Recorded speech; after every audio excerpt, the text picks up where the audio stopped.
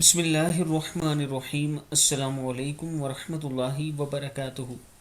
Abida channel کی طرف سے آج میں اپنے دوستوں کو رسول اللہ صلی اللہ علیہ وآلہ وسلم کا ایک فرمان بتاؤں گا کہ حجر اسود قیامت کے دن کس حالت میں آئے گا۔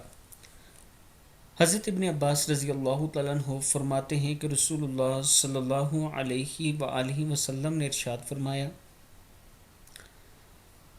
یہ پتھر حجر اسود روز قیامت آئے گا اور اس کی دو آنکھیں ہوں گی جن سے دیکھے گا، اور زبان ہوگی جس سے گفتگو کرے گا۔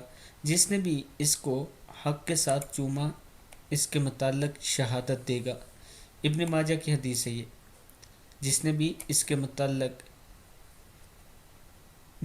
اسے چوما اس کے متعلق شہادت دے گا۔ اللہ تعالیٰ نے اگر آپ کو مال اور دولت سے نوازا ہے تو حج اور عمرہ ضرور کیا کریں۔ السلام علیکم ورحمۃ اللہ وبرکاتہ۔